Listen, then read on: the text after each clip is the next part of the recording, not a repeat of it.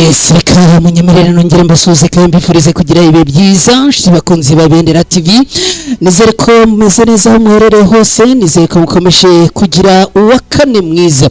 Uyu munsi turi ku wa kane ni tariki 7 Gicurasi muri mwaka wa 2026. Mwese mbahaye ikaze makuru yagezweho kuri aya masaha rero ku Bendera TV.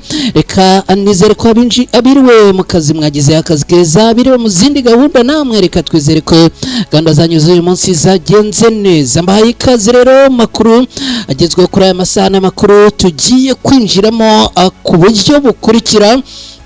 Aya makuru nyemerera nkubwire ko agiye kwitsa no kwibanda ku ngingo z'ingenzi zikurikira. Turaza kwerekeza muri teritwari ya Masisi ni muri Kivu y'Amajyaruguru muri Repubulika Iharanira Demokarasi ya Kongo. Mubwire ko hamaze kuba igitero cya drone cyagabwe na FARDC kikaba cyahitanye abasivile benshi ahitwa Ikarenga. Turaza kunyarukira mu mujyi wa Uvira muri Kivu y'Amajyepfo muri iki gihugu cya Repubulika Iharanira Demokarasi ya Kongo. Mubwire ko imirwano yongeye gukomera, abarundi barimo kuyahura kuri Alliance Fleuve Congo 23. Turaza kunyarukira muri Beni nkubwire ko umunyeshuri yishwe n'abarwanyi ba ADF nyuma y'igitero gikomeye cyane abagabye ahangaha muri ibi bice. Turaza kurebera hamwe aho ibi byabereye, ariko kandi abaturage kugeza ubu ngubu umujinya wabaye mwinshi cyane. Turaza no kwerekeza Mambasa nkubwire yuko ahangaha bari mu marira n'agahinda menshi. Abaturage 14 bose bishwe mu gitero cyagabwe n'izi nkoramahano maraso z'abarwanyi ba ADF. Ni igitero cyabereye mu gace ndibuze kukubwira. Amakuru agira ku Bendera TV aravuga ko witwa Jarike Berimana ngo yaba yamaze kugera mu gihugu cy'u Burundi, ariko ubu ngo umutekano arakomeye cyane kandi ngo ni mu mugambi wa rwihishwa. Ibi nabyo turaza kubigarukaho. Igihugu cy'u Faransa cyohereje ubwato rutura bw'intambara mu nyanja itukura, hakekwa byinshi. Turaza kurebera hamwe ko ibintu byifashe muri Korea ruguru. Ubu iki gihugu kiravuga ko kidateganya kureka intwaro zacyo za kirimbuzi cyangwa ngo guhagarika akuzicura. Ibi turabyinjiramo nabyo. Hanyuma wahoze ari perezida wa Madagascar yagiye kugezwa mu nkiko, ni inkuru nayo ikomeye cyane. Nshuti bakunzi bacu rero ngayo amakuru tugiye kubakira ko aka kamwanya. Reka unyemerere nizere ko amaze kugera hano, n'ubundi nizere ko mwese mwamaze gutereka like niba mwamaze kuhagera. Hanyuma nanjye munyemerere mu bintu bimeze gutya aya makuru mbereke uko tubigenza. Nyuma mu kanya ngaruke twinjira ku buryo burambuye. Nitwa Mukada, mwese ikaze. Kimwe mu bintu byibasiye isi muri iki gihe harimo urubyiruko rwabatswe n'ibiyobyabwenge, indwara zidakira zibasiye abantu ndetse n'amakimbirane yo mu miryango. Hari uwaje nk'igisubizo kuri ibyo byose byavuzwe haruguru. Ninde? Akora iki? Akorera he? Yitwa Muganga Nzito. Akorera mu karere ka Nyamasheke, ariko aho waboherereye hose ku isi akugezaho imiti. Icyo ugomba gukora ni ukumuhamagara mukivuganira. Niba uri muri diaspora wigira ikibazo, wowe muhamagare gusa muvugane, aguhe inama z'ubuzima kandi aguhe n'imiti. Muravugana ku buryo umuti uri bukugereho ukavurwa kandi ugakira. Ni muganga gakondo w'inzobere mu kuvura akoresheje ibimera. Afite umuti aguha wari warabaswe n'itabi ugahita burundu kandi urabizi ko itabi bishobora kukwica. Hatanga umuti ku bakobwa babuze imihango n'abajya mu mihango ntikame. Avura amarozi y'amahuherano, amategano ndetse n'amatamikano. Hatanga umuti w'uruhereko. Avura karande n'inyatsi, nyabingi n'imitsiriko. Hatanga umuti wongera akanyabugabo ndetse akanatanga umuti wongera amavangingo ku bagore. Hatanga umuti wa diabete, uw'umwijima, wa hepatite A na hepatite B. Hatanga umuti ku bafite umubyibuho ukabije ndetse n'abananutse cyane.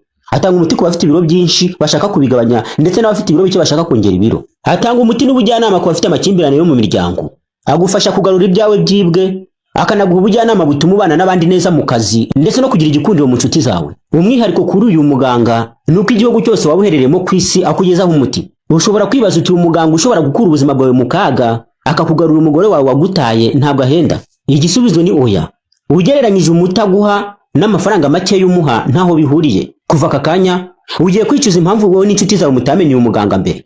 Hamagara iyo nimero, namara kukuvura urahita wicuza impamvu utamumenye mbere. Ushobora kumuhamagara kuri call isanzwe cyangwa kuri WhatsApp. Aboneka amasaha 24 kuri 24. Muganga Nzito igisubizo ku buzima bwawe n'ubw'inshuti zawe.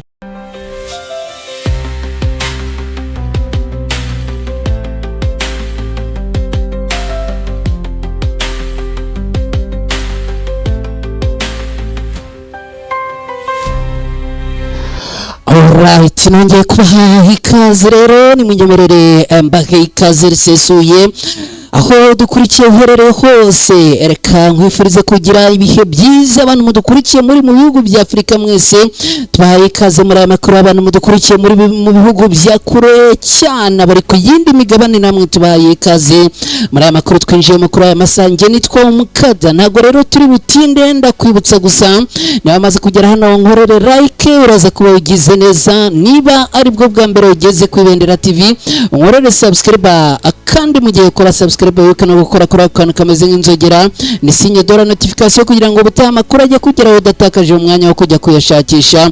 Ndashimira cyane mwe mwabikoze, ndashimira mwe mubikoza aka kanya, ariko ndashimira namwe mugiye kubikora. Reka twinjire muri aya makuru ku buryo burambuye. Rero amakuru agezweho kuri aya masaha ku Ibendera TV. Reka mikrofone ya Ibendera TV tuyerekeze muri teritwari ya Masisi, ni muri Kivu y'Amajyaruguru muri Repubulika Iharanira Demokarasi ya Kongo. Igitero cya drone ya FARDC cyongeye kugabwa ahangaha mu buryo bukomeye kandi bw'indengakamere, kikaba cyahitanye abasivile benshi ikarenga.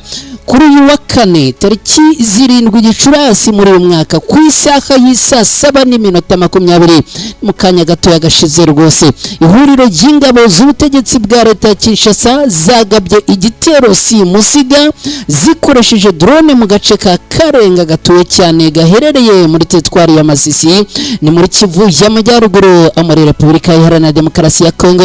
Itangazo ryashyizwe ahagaragara n'ihuriro Alliance Fleuve Congo 23 ivuga ko iki gitero cyahitanye abasivile benshi kandi bigatuma abaturage batari bakeya bahunga. Iri huriro ryo ku ruhande rwa leta ya Kongo rikomeza kugaba ibitero bikomeye ahangaha umunsi ku munsi, ibitero by'ubuhumyi nk'uko Alliance Fleuve Congo ibivuga, kandi Alliance Fleuve Congo 23 ikaba ikomeje kwamagana ibi bitero. Ihuriro Alliance Fleuve Congo 23 rivuga ko mu guhangana n'ubu bugizi bwa nabi bukorwa n'ubutegetsi bwa Kinshasa, ryongeye gushimangira ko yiyemeje bidasubirwaho kurengera no kurinda abaturage b'abasivile ihohoterwa, ibisasu bitavangura ndetse n'ihonyora rikomeye ry'uburenganzira bwa muntu bikorwa mu rwego rw'intambara yashyizweho na Perezida Tshisekedi wa Repubulika Iharanira Demokarasi ya Kongo. Alliance Fleuve Congo 23 ivuga yuko yamaganye ibi bitero, ikindi kandi ikaba isaba imiryango mpuzamahanga gutabara byihutirwa, ikaba yavuze ko nayo ubwayo ibi itazakomeza kubyihanganira. Nshuti bakunzi ba Ibendera TV, ni munyemerere mbabwire yuko ahangaha iki yari igitero cyagabwanga kandi cyari gikomeye. Amakuru akavuga yuko cyangije ibintu byinshi kandi kikica abantu benshi, nubwo kugeza ubu ripoti zitigeze zishyirwa ahagaragara na Alliance Fleuve Congo 23. Nshuti bakunzi ba Ibendera TV, ni munyemerere nongere mbibutse niba bamaze kugera hano, nyemerera unkorere like, uraza ko ugize neza. Niba ari bwo bwa mbere ugeze ku Ibendera TV, nyemerera unkorere subscribe, uraza kuba ugize neza cyane. Reka twerekeze mu mujyi wa Uvira, ni muri Kivu y'Amajyepfo muri Repubulika Iharanira Demokarasi ya Kongo. Imirwano yongeye gukomera, ikaba none kubu kugeza ubu amakuru aturuka muri Uvira aravuga ko abarundi barimo kwiyakura kuri Alliance Fleuve Congo 23. Imirwano ikomeje gufata intera ku rwego rwo hejuru muri teritwari ya Uvira, Kivu y'Amajyepfo muri Repubulika Iharanira Demokarasi ya Kongo, ako abarwa kurwana ku ruhande rwa leta ya Kongo bakomeje guhangana n'abarwanyi ba Alliance Fleuve Congo mu 2023. Amakuru aturuka mu baturage baherereye ahangaha aragaragaza ko iyi mirwano irimo kubera mu duce twegereye Kigoro, kandi hakaba noneho ngo bamaze kuzamuka bakajya mu misozi. Ubu rero ngo barimo kurwanira mu misozi yitegeye neza Kabunambo no mujyi wa Uvira. Kugeza ubu impande zihanganye ngo zikomeje gukoresha intwaro ziremereye nizoroheje. Ibintu rero birimo gutera ikibazo gikomeye n'ubwoba butari bukeya ku baturage. Kugeza ubu amakuru aturuka ahangaha aravuga ko ihuriro ry'ingabo za leta ya Kongo ndetse zigizwe n'igisirikare cya leta ya Kongo FARDC, abarwanyi b'abarundi no kuvuga igisirikare cy'u Burundi FDNB ndetse n'abarwanyi ba Wazalendo ubu ngo biziritse bameze nabi, ngo barimo kurwana nk'abiyahura. Amakuru aturuka ahangaha akavuga ko masaha mbere ya saa sita ngo abarwanyi ba Alliance Fleuve Congo ba 23 bakoze ambushi ikomeye cyane. Ni ambushi yabereye mu musozi wegereye akitwa Akigurwe, ndetse ngo neza witegeye cyangwa se ureba Kabunambo. Amakuru akavuga ko abarundi ngo bari baherereye muri ibi bice bose ngo bagoswe bamaze kugotwa. Rero Alliance Fleuve Congo 23 itangira koherezamo urusoro, birangira ngo bamwe bamanitse amaboko abafatwa amatekwa, abandi cyakoze kugeza ubu ngo bahatakarije ubuzima, nubwo bitaramenyekana ngo imibare yatakarije ubuzima ahangaha barangana iki. Amakuru avuga ko aha habereye imirwano ikomeye cyane. Kugeza ubu amakuru akavuga ko abarwanyi b'igisirikare cy'u Burundi ngo barimo kwizirika cyane, ngo barimo kuyahura ku barwanyi ba Alliance Fleuve Congo 23. Ibintu ngo birimo no gutuma hanapfa ku bwinshi, nta yindi mpamvu ngo nuko bafite umujinya kandi ngo barashaka guhorera abagenzi babo bafashwe amatekwa mu gitondo cyo kuri uyu munsi. Kugeza ubu rero amakuru aturuka ngara avuga ko n'ubundi akomeje kubera imirwano ikomeye cyane. Abaturage benshi batuye muri utu duce bakaba kugeza ubu ngo barimo guhunga kubera ko ngo ari kumvikana amasasu y'intwaro ziremereye n'izoroheje. Ibintu rero bikaba byongeye guteza igitutu mu baturage. Nshuti bakunzi ba Ibendera TV, nimunyemerere twerekeze Beni. Mbere yo kwerekeza Beni ariko nyemerera nongere mwibutse ko turi makuru agezwe hano ku Ibendera TV. Uyu munsi turi kuwa 4 ni tariki 7 z'uku kwezi kwa gatanu. Niba bamaze kugera hano nyemerere ngusabe unkorere like, uraza kuba ugize neza. Niba ari bwo bwa mbere ugeze ku Ibendera TV unkorere subscribe, uraza kuba ukoze cyane. Hanyuma kandi ushobora no kudufasha gusangiza amakuru inshuti n'abavandimwe batandukanye, bityo amakuru akagera kuri bose cyangwa se benshi bashoboka. Nshuti bakunzi ba Ibendera TV, rero twamaze kugera Beni. Kugeza ubu Beni abaturage bari mu mujinya, umurandura nzuzi mwinshi cyane, nyuma yuko abarwanyi ba ADF bagabye igitero bakica umunyeshuri. N'uburyo iki gikorwa cyakozwe ngo n'uburyo bw'ubugome cyane. Umwuka mubi n'uburakari byinshi byongeye kuzamuka no kugaragara mu mujyi wa Beni nyuma y'urupfu rw'umunyeshuri bivuga ko yishwe n'inyeshyamba za Alliance Democratique Force. Ibintu byateje imyigaragambyo n'igitutu gikomeye ku nzego z'umutekano ziherereye ahangaha, ndetse zigatera uburakari bwinshi ku baturage baherereye ahangaha. Nk'uko amakuru abivuga, uyu munyeshuri ngo yiciwe mu gitero cyagabwe n'abakekwa ko bari abarwanyi ba ADF mu nkengero za Beni. Ibintu byahise bikurura umujinya mwinshi, umurandura nzuzi mu baturage cyane cyane urubyiruko n'abanyeshuri. Mu gitondo cyo kuri uyu wa 4 rero amakuru nibwo yagiye hagaragara aho ko n'ubundi ibi bikorwa by'ubucuruzi n'ingendo ngo byahagaze muri bamwe mu abatuye aha muri utu duce twa Beni, aho abaturage benshi ngo bagiye mu mihanda bakasaba ko umutekano wakazwa ndetse bakamagana ubwicanyi bukomeje gukorerwa abasivili ahangaha. Amakuru avuga ko abaturage bo muri aka gace ku munsi w'ejo ngo binjiye mu mihanda bagatangira kwamagana leta itagira icyo ikora kuri ibi ibi bibazo by'umutekano muke baterwa n'izi nyeshyamba za ADF zikomeje kwirara mu biturage zikabica. Hari aho humvikanye abaturage bavuga ko barambiwe kubona abantu bicwa buri munsi nta gisubizo kirambye gitangwa. ADF ikomeje gushyirwa mu majwi mu bitero byinshi bimaze igihe bikorwa muri teritwari za Beni na Irumu, abaturage benshi bamaze kwicwa abandi bagashimutwa cyangwa bagahunga ingo zabo kubera umutekano muke. Amakuru ava muri ako karere aravuga ko urupfu rw'uyu munyeshuri rwabaye nk'igitonyanga cyasendereje igikombe, kuko abaturage bavuga ko bamaze igihe bataka ikibazo cy'umutekano ariko ntihagire igikorwa. Bakavuga rero ko bibamaze kubirambirwa ku rwego rwo hejuru. Bamwe mu banyeshuri ni ukuvuga reportedly banze kwinjira mu ishuri, basaba ubuyobozi gufata ingamba zihuse zo kurinda abaturage na abiga. Kugeza ubu inzego z'umutekano ntiziratangaza byinshi kuri iki gitero, ariko amakuru ava mu gisirikare aravuga ko ibikorwa byo guhiga abarwanyi ba ADF bikomeje mu bice bitandukanye kandi bikikije Beni yose.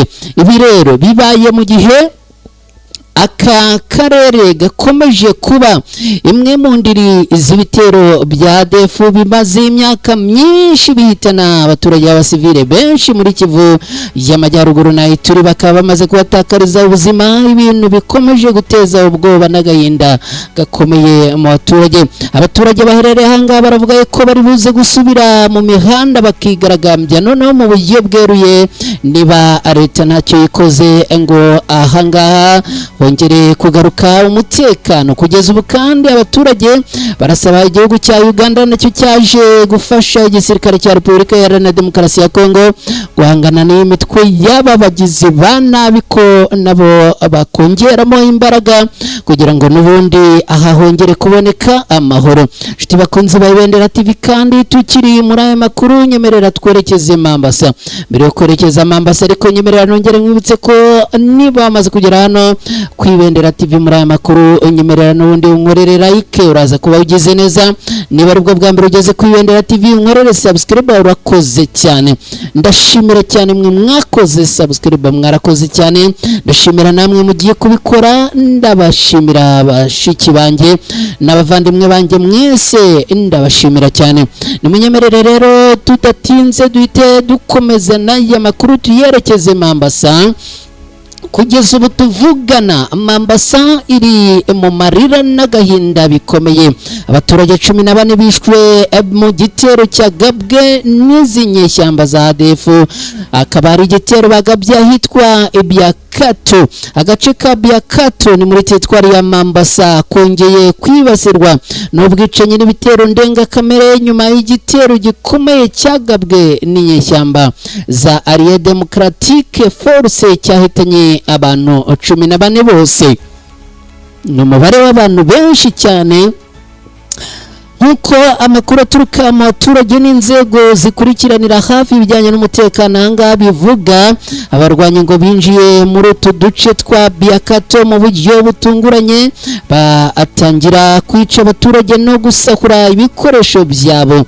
Bamwe mu bishwe bakaswe n'imihoro, abandi bararaswa. Ibintu byateje ubwoba n'agahinda gakomeye mu baturage baherereye ahangaha. Amakuru ava muri aka karere aravuga ko iki gitero cyabaye nijoro, aho n'ubundi abaturage abatunguwe n'urusaku rw'amasasu n'induru z'abaturage bari batangiye guhunga. Hari amakuru yemeza ko amazu menshi n'ibindi bikorwa remezo by'abaturage byangiritse, ibindi bigatwikwa muri iki gitero. Ibintu ubona ko bikomeje gufata intera yo ku rwego rwo hejuru.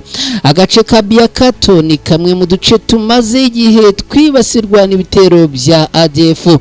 Umutekano ukomoka muri Uganda ariko ukaba umaze imyaka myinshi n'ubundi bakora operation, kuvuga uyu mutwe ukaba ukomoka muri Uganda, ari nayo impamvu igisirikare cya Uganda kivuga ko cyaje muri Kongo kugira ngo gikore amaoperasiyo n'undi hagamijwe guhiga abarwanya, ariko ibi byose urabona ko bikomeje kugorana.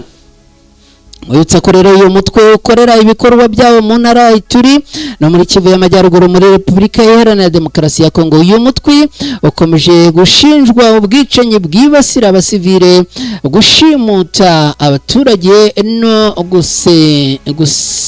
gusenya ibikorwa remezo by'abaturage. Abaturage bo muri Mambasa baravuga ko barambiwe gukomeza kubaho mu bwoba bwinshi, aho bavuga ko ibitero bya ADF byabaye nk'ibya buri munsi cyangwa se ngo byabaye nk'indangamuntu mu abantu abatuye muri ibi bice byinshi byahangaha. Bamwe bakavuga ko batakibashije kujya kwihanganira ibi ngibi, abandi bakavuga ko batakibasha kujya mu mirima mu bikorwa byabo cyangwa se gukora ingendo nijoro kubera gutinya ko bagabwaho ibitero bikarangira abibahitanye. Kugeza ubu rero ahangaha situasiyo iracyameze nabi, aho kugeza ubu nta mubare ntakuka w'abakomeretse cyangwa abashimuswe cyangwa abarashwe uratangazwa, ariko abaturage baravuga ko hari n'abataraboneka nyuma y'iki gitero, ariko kandi ngo batari baboneka bakaba bibazwa niba bahunze cyangwa niba baguye muri iki gitero. Ibi rero bikaba bikomeje guteza ubwoba bwinshi. Kugeza ubu ibintu bikaba byongeye gufata intera, ibi bikorwa byongeye gutuma abaturage basaba leta ya Kinshasa n'ingabo ziri kura muri aka karere kongera ibikorwa byo kurinda abasivile, kuko abavuga ko ADF ikomeje gukora ibikorwa byayo nta nkomyi mu duce twinshi twa Mambasa na Beni muri Repubulika Iharanira Demokarasi ya Kongo. Shiti bakunzi ba Ibendera TV, n'umunyemerere mbabwire ko dukomereje muri iyi nkuru. Ni inkuru iturutse mu Burundi. Aka kanya aravuga yuko Jarike Habyarimana, umuhungu wa Habyarimana Juvenal wahoze ari perezida w'u Rwanda, yamaze kugera mu Burundi. Hari amakuru avuga yuko ngo aho ari kugeza ubu ngo hari umugambi wo guhunga ukomeye cyane, n'umugambi ukomeye cyane n'undi ngo wo kurinda uyu mugabo. Amakuru akomeje gucicikana mu karere k'ibiyaga bigari, aravuga ko Jarike Habyarimana, umwe mu bahungu ba Habyarimana Juvenal wayoboye u Rwanda, ngo ari muri iki gihugu cy'u Burundi, aho agomba kubana na perezida w'iki gihugu Evariste Ndayishimiye, ndetse ngo n'umugaba mukuru w'ingabo z'iki gihugu, bose bagambiriye kuganira ku bijyanye n'uko harimo kuvugwa ibitero ngo birimo gutegurwa bigomba kugabwa ku Rwanda.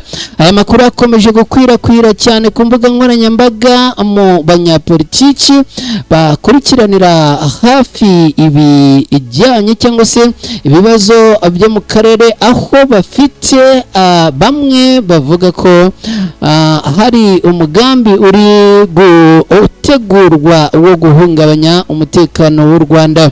Shiti bakunzi ba Ibendera TV, rero ibintu bikaba bikomeje gukomera no gufata intera ku rwego rwo hejuru. Abasesenguzi mu bya politiki baravuga ko kuba izina Jarike Habyarimana rikomeje kuvugwa muri ibi bibazo bishobora kongera kuzamura ubushyamirane bwa politiki hagati y'ibihugu by'amahanga. Ibintu rero bishobora kuza kurangira bitabaye byiza. Shiti bakunzi ba Ibendera TV, n'umunyemerere twe turi gukubita tubangura. Niba bamaze kugera hano, ndakwinginga gusaba ngo nkorere like, niba ari bwo bwa mbere ugeze hano ku Ibendera TV, nkorere subscribe, uraza kuba ugize neza cyane. Shiti bakunzi ba Ibendera TV, rero twerekeje n'ubundi mu yindi nkuru. Ubu ngubu tuvugana, unyemerere nkubwire yuko twerekeje mu Bufaransa nyuma yo kuva kuri Jarike Habyarimana. Reka rero unyemerere twerekeze mu gihugu cy'Ubufaransa, nkubwire ko Ubufaransa bwohereje ubwato rutura bw'intambara mu nyanja itukura, hakaba harimo gukekwa byinshi. ese ubu bwato bwoherejwe muri iyi nyanja mu by'ukuri bwajyanwe n'iki? Ubufaransa buratangaza ko bwohereje ubwato bwabo bw'intambara mu nyanja itukura bica amarenga ko hari umugambi w'icyo kwifuza gukora ku muhora wa Hormuz umaze imyaka ukaba umaze igihe ufunze ibyazahaje ubukungu bw'igihugu. Ubufaransa bwasabye Leta Zunze Ubumwe za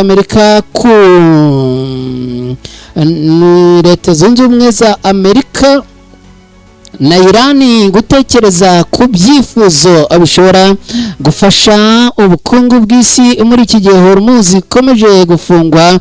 Ibiro bya perezida w'Ubufaransa bikaba byabwiye itangazamakuru ko impamvu bugomba kongera imbaraga muri kariya gace ari uko ubu Hormuz ikomeje gufungwa kandi bikaba biri kugira ingaruka nyinshi kandi ingaruka zikomeye ku baturage no kugira ingaruka ku baturage ariko kandi no ku mibereho ikomeje kuba hirya no hino ku isi. Ubufaransa n'Ubwongereza byari bimaze iminsi bikora ku nyigo yafasha mu kohereza abakoresha umuhora wa Hormuz bakoroherezwa igihe ikibazo cy'umutekano cyaba kimaze imyaka myinshi cyangwa se cyaba kimaze iminsi myinshi ntigikemuke vuba. Ni inyigo yerekana ko izakenera guhuza ibikorwa na Irani n'ibindi bihugu byari byagabye ibitero ahangaha cyangwa se byari byagerageje kwinubira ko uyu muhora Hormuz wafunzwe. Hanyuma kandi bimwe mu bihugu bikaba byarinubiye ko Perezida Trump yagabye igitero kuri Irani, ibintu bamwe bafata ko ari kutabitekerezaho kabiri kubera yuko ngo nigeze anasaba cyangwa se anabiganiraho n'inteko ishinga amategeko. Igisirikare cy'Ubufaransa cyatangaje ko ubwato bwacyo bwa Charles de Gaulle bwerekeje mu majyepfo y'inyanja itukura bukaba bwoherejwe ahangaha buherekejwe n'ubw'Ubutaliyani ndetse n'ubw'Ubudage. Icyagaragaje ko hakomeje cyangwa se hakohererezwa ubwo bwato hakaba ngo bigamije ko hagenzurwa kandi hakaba umutekano ukomeye wo ku rwego rwo hejuru. Icyagaragaye rero nuko kohereza ubu bwato bigamije kugenzura ibiri kubera mu karere, kwagura uburyo bwo guhangana n'ikibazo cy'umutekano muke, kongera umutekano no guhuza imbaraga n'ibihugu bifatanya bikorwa hagendewe ku mutekano mpuzamahanga no kongera gufasha mu gusubukura ubwikorezi bw'ibicuruzwa mu mazi. Iri tangazo rikomeza rigira riti muri ibi bihe twakabaye twohereza ingabo zihuriweho kugira ngo zirinde ubwato butwaye ibicuruzwa bunyura mu muhora Hormuz. Kandi ibi bisaba by'umwihariko ko Abanyamerika n'Abanya-Irani bafatanya kuri ubwo bwato.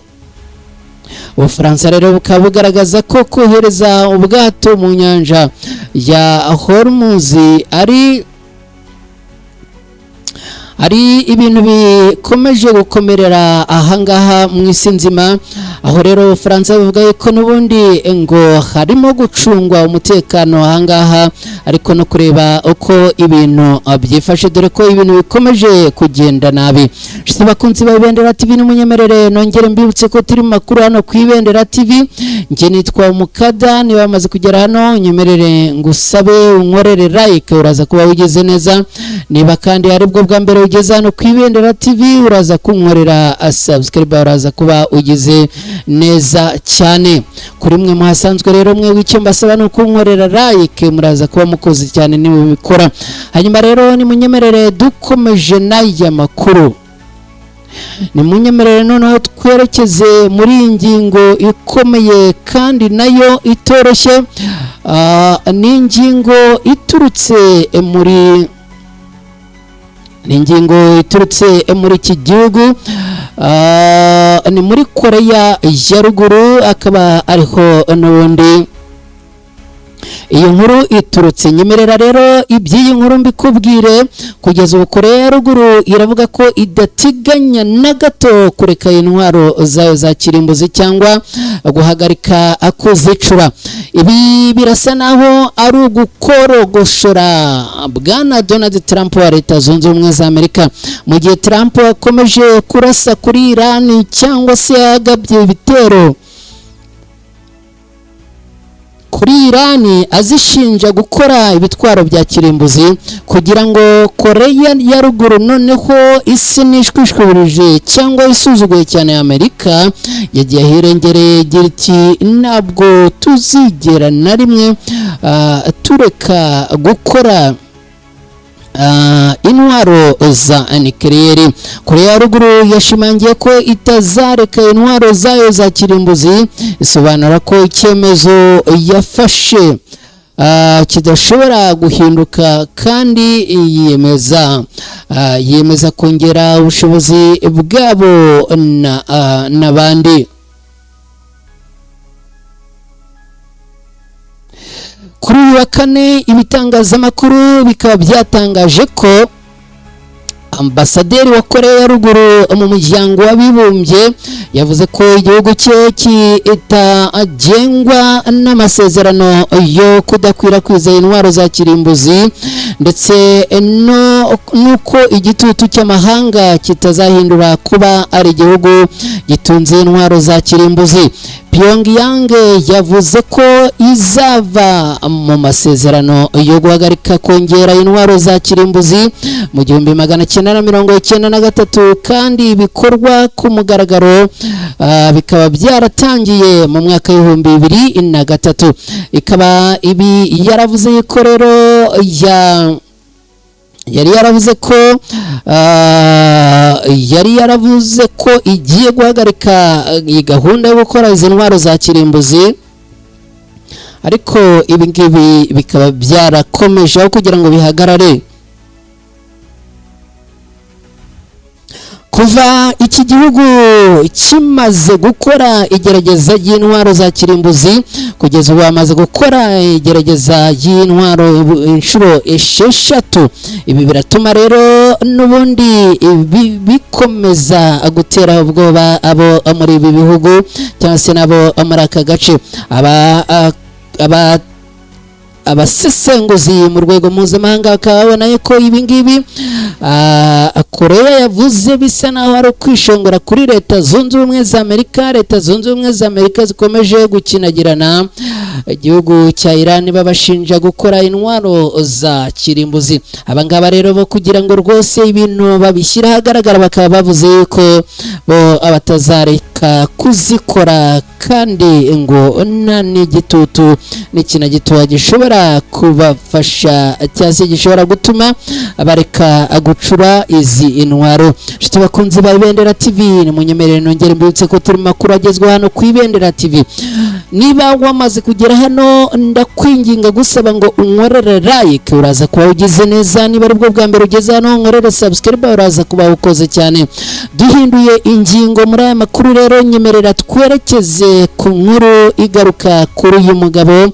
Uyu mugabo yakoze ayobora igihugu cya Madagascar, yitwa Andry Rajoelina.